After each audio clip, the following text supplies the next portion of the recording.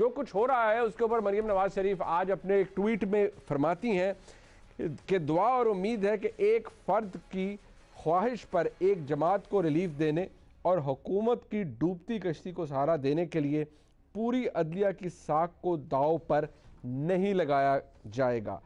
आइन की वाज़ेह शक के होते हुए नजरिए ज़रूरत को ज़िंदा करना मुल्क, कौम और ख़ुद अदलिया के लिए बहुत बड़ा अलमिया होगा। ये मरियम नवाज शरीफ साहबा ने फरमाया है और उन्होंने अदालत से इस्तदा की है कि ऐसी किसी मामले में ना पड़ा जाए। वो बहुत से मुल्क के मारूफ कानूनदान भी ये समझते हैं कि अदालत को इस मामले से दूर रहना चाहिए, जब ख़ास तौर पर जब आइन के अंदर एक वाज़ेह बात मौजूद है। हुकूमत का इंटेंट बड़ा ज़ाहिर है, हुकूमत उसके ऊपर एम्फसाइज भी करती रही कि भाई हम शफाफियत चाहते हैं, लेकिन क्या वाकई मरियम नवाज शरीफ ने जो बात की है वो तौहीन के ज़ुमरे में आती है? क्योंकि मुआविन खुसूसी शहबाज गिल साहब फरमाते हैं कि जो मरियम नवाज शरीफ ने कहा है वो वाकई तौहीन अदालत है और पूरी पार्टी पाकिस्तान तहरीक इंसाफ की हुकूमत सोचेगी कि क्या वाकई मरियम नवाज शरीफ के ख़िलाफ़ कोई ऐसा मामला चलना चाहिए, दरख्वास्त होनी चाहिए और सुप्रीम कोर्ट में होनी चाहिए कि वो तौहीन कर रही हैं मौजूद अदलिया की। मैं डॉक्टर साहब ज़रा बाकी मामलात पे बाद में आ जाता हूँ, ज़रा सबसे पहले इस पर बात कर लें। आप इंटेंट बड़ा क्लियर है आपका, जो आपका काविश थी कि जी हमने इस मामले को ट्रांसपेरेंट बनाना है, लेकिन जो बदकिस्मत बात है सारे मामले में वो ये कि बजाय इसके कि इसके ऊपर हर कोई ऑन बोर्ड हो, ये जो मामला चल रहा है इससे इदारे जो है या इदारों के दिए हुए फैसले जो कि आ सकते हैं या रेफरेंस का एडवाइजरी जो आ सकती है वो पूरे मामले को बड़ा कंट्रोवर्शियल कर सकती है या उसके ऊपर बहुत से सवालात खड़े हो सकते हैं। वंस इट्स आउट तो फिर हर कोई इसके ऊपर बात करेगा। इस हवाले से क्या अच्छा ना होता कि ज़रा थोड़ा सा हुकूमत थोड़ा सा स्टेप बैक करती और कॉन्फिडेंस में लेती तमाम पार्लियामेंट को या तमाम पॉलिटिकल पार्टीज़ को? आपने एक डिवाइड क्रिएट कर दी है, आपने डिवाइड ये क्रिएट कर दिया कि भाई हम साफ सुथरे हैं और हम ये चाह रहे हैं, बाकी ये लोग चोर लुटेरे डाकू हैं इसलिए ये नहीं चाह रहे, इन्होंने वोट बेचने हैं या खरीदने हैं। डॉक्टर साहब। बिस्मिल्लाहिर्रहमानिर्रहीम। सबसे पहले तो मुनीब, मैं मरियम नवाज़ का जो आज का ट्वीट है उसकी पुरजोर मजम्मत करता हूँ। ये वतीरा रहा है PMLN का कि उन्होंने हमेशा अदालतों पे प्रेशर बढ़ाया है, हमेशा दबाव डाला है, और आज का ये ट्वीट भी ओपन ये इस बात की गमाजी है कि ये अदालतों को प्रेशराइज़ किया जा रहा है। कभी ये अदालतों पे हमला करते हैं, कभी ये जजेस के ख़िलाफ़ बेबुनियाद इल्ज़ामात लगाते हैं, और कभी ये इस तरह के ट्वीट करके अदालतों को प्रेशराइज़ करते हैं। ये इनका वतीरा है हमेशा से। देखें, अदलिया का फैसलों का एहतराम होना चाहिए, ठीक है। अभी जब तक अदलिया ने कोई फैसला नहीं दिया उससे पहले मैं समझता हूँ कि नज़रिया ज़रूरत और ये सारी चीज़ों के इशारे ये गलत बात है। जहाँ तक बात है हमारी, हम तो बिल्कुल पहले दिन से क्लियर हैं कि हम शफाफियत पे यकीन रखते हैं। ओपन बैलेट से कोई इमरान खान को कोई ये तो नहीं था कि सीक्रेट बैलेट से कोई बहुत फ़ायदा था।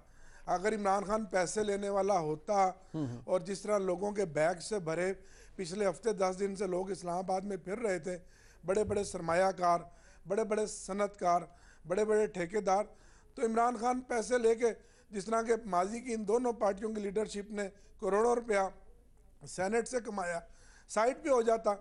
वो तो शफाफियत की बात सिर्फ इसलिए कर रहा है कि बहुत सारे वाक़यात इस वीडियो केस में भी देख लें, उसके अलावा भी ऐसे रहे हैं कि हमेशा पैसा चलता है और बड़ा भारी पैसा चलता है। अच्छा, और वो जिसका मैंडेट है वो उस पार्टी को उसके मुताबिक रिजल्ट नहीं आता। और अभी भी आप देख लें कि दोनों पार्टियों ने जो काम शुरू किया हुआ है, और यूसुफ रज़ा गिलानी जिसके पास अरबों खरबों रुपया है उसको इस्लामाबाद में लॉन्च किया है, और तजवीज़ कुनंदा और तायद कुनंदा में से वो थे जो उसके खिलाफ काला कोट पहन के इस्लामाबाद में चले गए सुप्रीम कोर्ट में और उसको उतरवाया। डॉक्टर साहब वो हैरान होने वाली बात नहीं है, ये तो हैरान होने वाली बात नहीं कि जो किसी के मुखालिफ था वो आज तजवीज़ कुनंदा है, ये हैरान होने वाली बात नहीं है। नहीं, ये कैसा जबर है कि कल तक तो आप उसको उतरवाने के लिए चल रहे थे और आज आप उसके तजवीज़ कुनंदा है। खैर वो कोई ऐसी बात नहीं है। बात तो वो है कि जो इमरान खान साहब कहते थे कि ये सब इकट्ठे हो जाएंगे अपने करप्शन को बचाने के लिए, आज सब सेनेट के इलेक्शन में भी इकट्ठे हैं और पहले भी इकट्ठे हैं। सिंपल बात तो ये अच्छा है। चले ठीक है, ये रहा, क्योंकि इसी मामले में जरा आगे फिर बहुत से इश्यूज हैं, मैं उस पर दोबारा आपके पास आऊंगा। मुझे जरा चौधरी साहब, तलाल चौधरी साहब, ये बताइएगा, ये आप अभी मामला आया नहीं, अदालत ने उस पर एडवाइस अपनी फाइनल दी नहीं है, मरियम नवाज शरीफ साहबा ट्वीट कर रही हैं और वो कह रही हैं कि जी दोबारा नजरिया ज़रूरत को किसी एक को बचाने के लिए। देखिए ये बहुत बड़ा एलिगेशन है, एक तरफ आप कह रहे हैं ये मौदबाना तरीके से कह रहे हैं, लेकिन आप एक पब्लिक डोमेन के अंदर आकर अदालत उज़्मा के बारे में जब ये बात कहेंगे, जहां तमाम सीनियर जजेस इंक्लूडिंग चीफ जस्टिस मौजूद है, इस मामले को देख रहे हैं, तो इंप्रेशन क्या जाएगा? आप लोग अदालत को भी, अदालत की कैपेसिटी को भी इन क्वेश्चन ला रहे हैं ना करें ये। देखिए मुनीब साहब, गुजारिश ये है कि आइन में बड़ा क्लियरली दिया गया सारी चीजें। अगर आइन किसी की तौहीन समझता है, कोई आइन को पढ़ के बताना या आइन को एक्सप्लेन करना या आइन की रूह के मुताबिक बात करना अगर तौहीन है, तो फिर तो मेरा ख्याल है मैं लालाज लैंड में रह रहा हूं। अच्छा। तो गुजारिश बड़ी क्लियर है, ये वाला जो रेफरेंस है सबसे पहले तो बदनीति पर मबनी है। अच्छा, दूसरी मुझे ये बताएं कि ये अगर कानून साजी का इख्तियार अदालत को दे दिया जाए तो एलएफओ और पीसीओ में क्या फर्क रह जाएगा, और आमरीयत में और जमहूरियत में क्या फर्क रह जाएगा? देखिए, काम अदालत बड़ी मोहतरम है, अदालत का काम और है। यानी कल पार्लियामेंट के अंदर कोई अदालत लगाए और किसी को सजाए मौत दे दे, कोई मानेगा? वो कहेंगे आपका तो काम ही नहीं है, आप कैसे ट्रायल कर सकते हैं, या किसी कहीं कोई वाकया हुआ है तो आप किसी को सजा दे सकते हैं। और कल देखिए आइन में हर अलहदा सबके डोमेन्स हैं। सो ये बदनीति पर मबनी रेफरेंस जो है ये पहले ही खारिज हो जाना चाहिए था। हम समझते हैं अदालत का वक्त जाया किया जा रहा है। और दूसरी बात है कि इस तरह नहीं हो सकता कि अदालत के किसी फैसले पर वो जो आइन जिसकी इजाजत नहीं देता उसके बाद उस पर फैसला आ जाए। अच्छा, ये जैसे इलेक्शन होता रहा है जी, ये या तो ये कह दे कि पिछले सारे इलेक्शन जो सेनेट के थे वो गैर आईनी थे और अब वो ठीक नहीं थे। देखिए, अदालत सिर्फ इसे मेक श्योर कर सकती है कि आइन के मुताबिक चीजें हों और अपनी यानी किसी की मर्जी के मुताबिक, और वो भी हाकिम वक्त की मर्जी हो कि आप कानून की शक्ल ये आ जाए और उस पे वो अदालत का कंधा इस्तेमाल करे, तो ये चौधरी साहब कोई फैसला या तो अदालत ने एडवाइस दे दी हो ना फाइनल, अभी तो बातचीत हो रही है, जवाब मांगा जा रहा है इलेक्शन कमीशन से। सवाल ये नहीं है, वो चले वो मामला बाद का है, अभी कुछ हुआ नहीं है। आप लोग पहले ये तासुर दे रहे हैं कि जैसी हाकिम वक्त को बचाने के लिए माजरत के साथ कह अदालत लगी हुई है। ऐसा तो कुछ भी नहीं हो रहा, अभी तो ना फैसला आया, ना रेफरेंस का कोई डिसीजन सामने आया, ना एडवाइस दी उन्होंने। देखे बिल्कुल ऐसी बात नहीं है और ऐसा कोई इल्जाम नहीं है। हम तो अदालत के स्पोक्स पर्सन बने हुए हैं। हम तो अदालत और आइन और कानून की जो तशरीह है, जब वो उसकी जो रूह है उसके मुताबिक ये बात कर रहे हैं। मेरी एक गुजारिश है, इस बात को जो लोग तौहीन अदालत समझ रहे हैं, एक्चुअली वो तौहीन आइन और तौहीन पार्लियामेंट के मुर्तकिब हो रहे हैं। सो ये वो लोग हैं जो पार्लियामेंट को चाहते मफलूज हो और उसके बाद आइन मफलूज हो। अच्छा, तौहीन पार्लियामेंट और तौहीन आइन हमें मंजूर नहीं है। ये जानबूझ के गलत इल्जाम लगा रहे हैं। इल्जाम तो इन पर होना चाहिए कि इन्होंने पार्लियामेंट की तौहीन की है रेफरेंस भेजकर। अच्छा ठीक है, पार्लियामेंट की तौहीन की है। वो कहते हैं हमने भी आईनी तरीका अपनाया है, तब्दीली वो कहते हैं हमने आईनी तरीका अपनाया। मुझे ये बताइए मुनीब साहब, ये जब से 1973 का आइन बना है, मुझे बता दीजिए कि इसकी गुंजाइश पहले क्या किसी को समझ नहीं थी?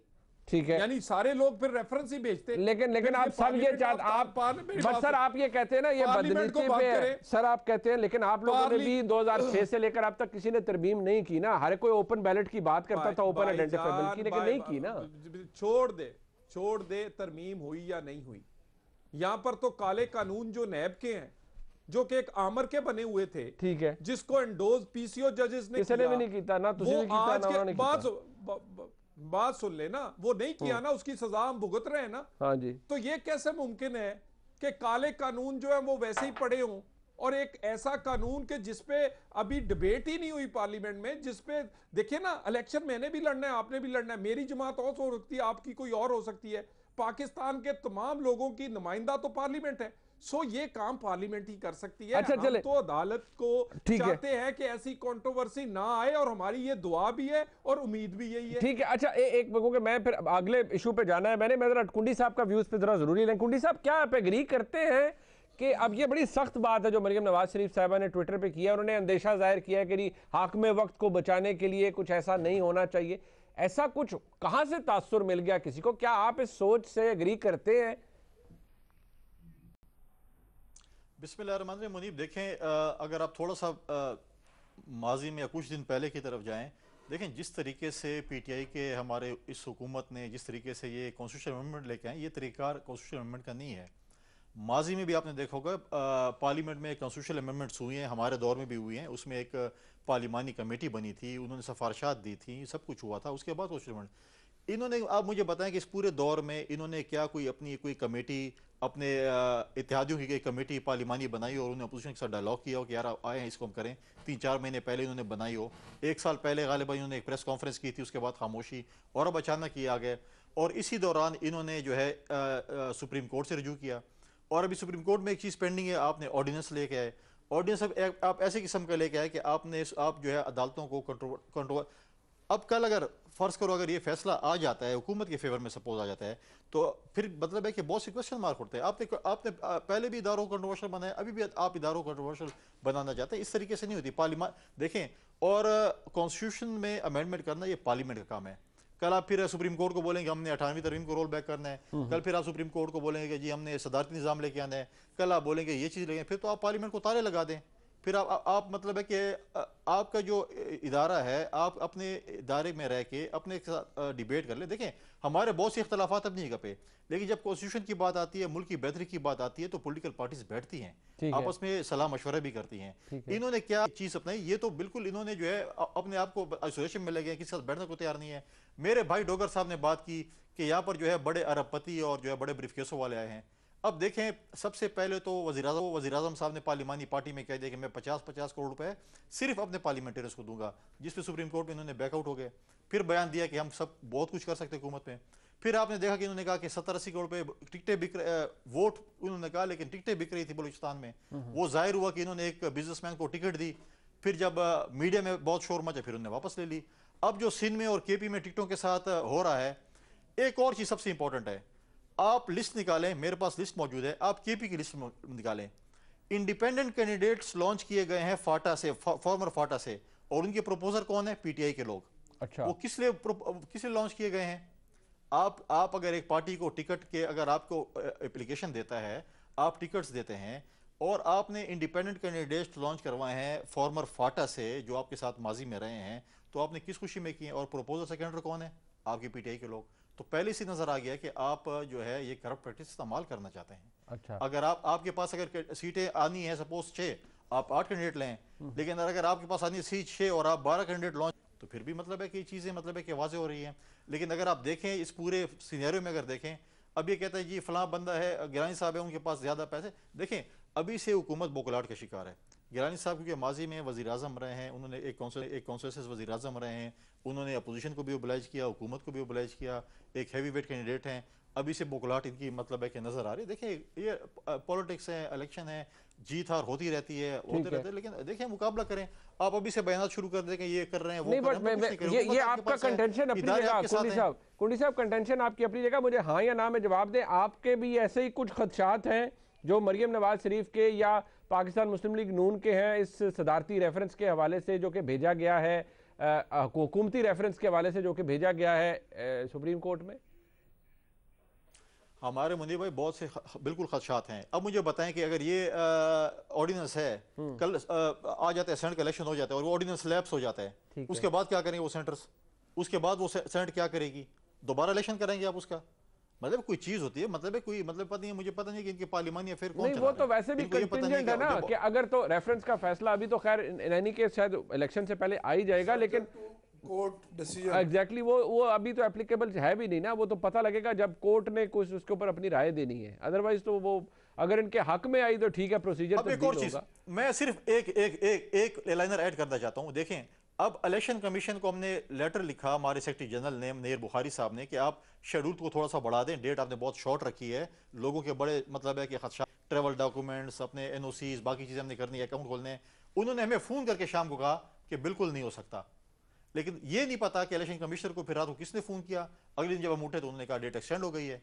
तो ये खदशात हमें इलेक्शन कमीशन से भी है। ठीक है। इलेक्शन कमीशन, फिर हमें पता चला कि पीटीआई आपस में टिकटों पे लड़ी हुई है और पीटीआई के लिए डेटें बढ़ाई गई हैं। अच्छा, तो ये जो है क्वेश्चन मार्क है। इलेक्शन कमीशन पार्टी बनी हुई है इस वक्त। अच्छा, मैं जरा डॉक्टर साहब मुझे एक बात ये जरा बताइएगा, ये अभी टिकटों की बात हुई, आपने बलूचिस्तान में बड़ा अच्छा, हम हर किसी ने तारीफ की, मैंने खुद की, हैसियत एक पाकिस्तानी के जी, आपकी पार्टी में लोगों ने रिजेंट किया, आपने अब्दुल कादिर साहब का टिकट वापस कर दिया, इधर केपी में भी आपने शराम तरकई साहब के वालिद को दे दिया, वो टिकट वापस हो गया।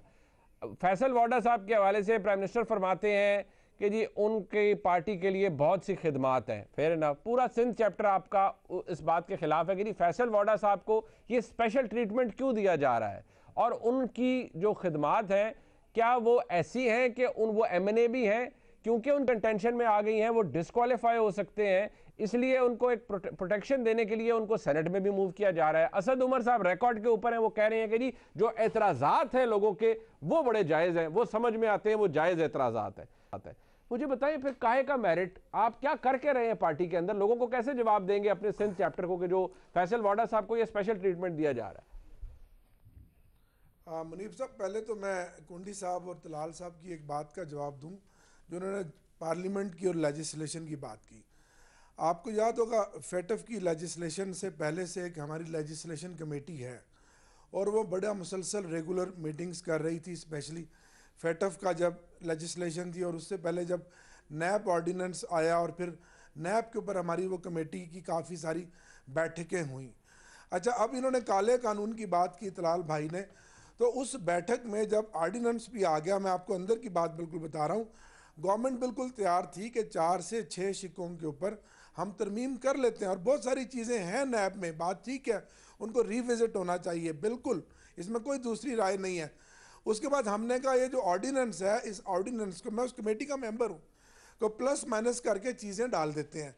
अब ये दोनों पार्टियों ने 6-6, 8-8 अपनी मिला के जब टोटल तरामीम दी तो 34-36 में तो 30-32 हो गई, और वो इनको बता दिया हम जब बैठते थे कि यार ये नहीं होने वाली है, जो करवाना है वो करवाओ, बाकी फिर आगे दूसरे फेज़ में कर लेंगे, तीसरे फेज़ में कर लेंगे, लेजिस्लेशन इस पार्लियामेंट में करनी है, इसका काम है। और उसके साथ फिर इलेक्टोरल रिफॉर्म्स की बात होती रही, और इनको बताया कि चार्टर ऑफ डेमोक्रेसी में तो सबसे पहले आपने कहा कि जी शो ऑफ हैंड से होना चाहिए, आपके तो दस्तखत हैं। अब अगर तलाल साहब कहते हैं कि जी आप अदालत में क्यों गए, तो इससे पहले आपको याद होगा 3 हफ्ते हमारा सेशन चला, उस सेशन में हमने एंगेज करने की कोशिश की अपोजिशन को। लॉ एंड जस्टिस कमेटी में ये बिल पास हुआ, वहाँ भी इनके मेंबर्स मौजूद थे। फिर मैंने खुद, क्योंकि मेरा एक बड़ा रोल है इसमें बीइंग अ चीफ व्हिप, इनको एंगेज किया।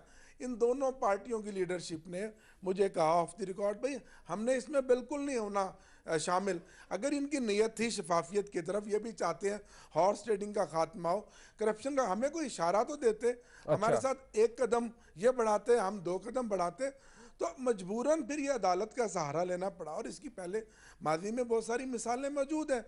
अभी अदालत का फैसला ही नहीं आया, आप उससे पहले तबसरे करना शुरू करें, तो मेरा ख्याल है ये अच्छा, टिकट का मुझे जवाब दे दे। अब जो साहब ने बात की थी इलेक्शन कमीशन ने 2 दिन बढ़ा दिया, तो भाई उसने तो आप ही की बात को सेकंड किया कि अपोजिशन अगर गवर्नमेंट दोनों चाहती है कि 2 दिन बढ़ाए जाएं, तो इसमें क्या बुराई वाली बात है। सब कैंडिडेट्स के जो रह गए थे उनके पेपर्स आ गए। आज के दिन में मुनीब साहब, कुंडी साहब, तलाल साहब, हम सब जब पेपर के नॉमिनेशन पेपर भरते हैं ना, वो हमारा इलेक्शन से बड़ा है कि इम्तिहान होता है, जितना लेंथी वो पेपर है।